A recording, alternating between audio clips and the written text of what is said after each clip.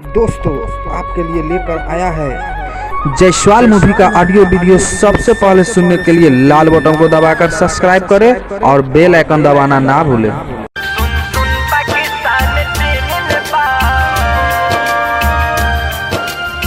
Jaiswal movie recording studio Delhi.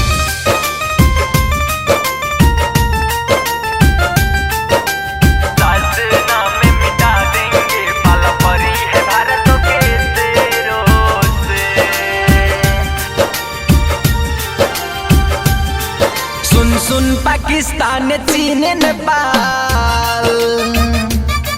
सुन सुन पाकिस्तान चीन नेपाल, हमला अब करो किसी औरों से, नक्शा से नाम मिटा देंगे, नक्शा से नाम मिटा देंगे, पाला परी है भारत के शेरों से, नक्शा से नाम मिटा देंगे, पाला परी है भारत के शेरों से। सुन सुन पाकिस्तान चीन नेपाल,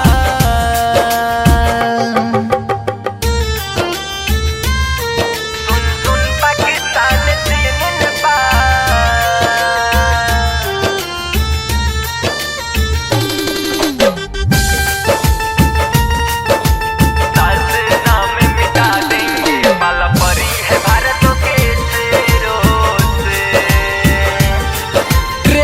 बहुत फैलाया तू,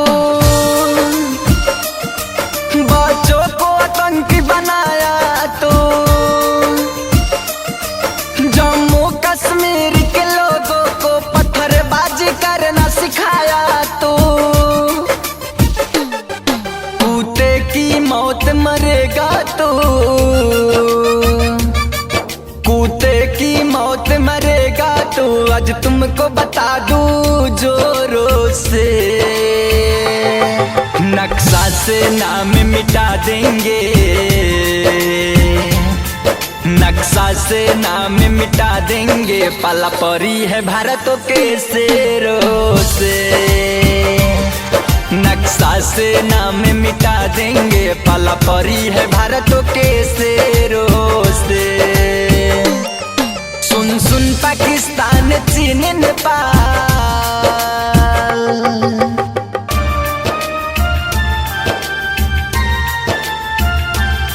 सुन सुन पाकिस्तान चीन नेपाल,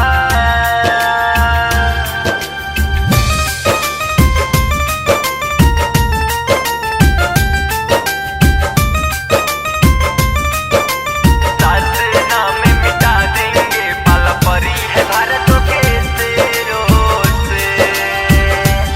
जिनका नाम नरेंद्र मोदी है, सेना को रफेल भी दे दी है, पूरे वर्ल्ड में लोहा मनाया है, भारत को सशक्त बनाया है, इस वायरस नहीं बचेगा तो,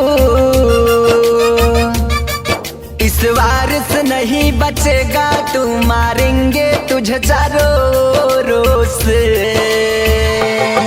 नक्शा से नाम मिटा देंगे, नक्शा से नाम मिटा देंगे, पाला परी है भारत के शेरों से, नक्शा से नाम मिटा देंगे, पाला परी है भारत के शेरों से। सुन सुन पाकिस्तान चीन Nepal. Jaiswal movie recording studio Delhi.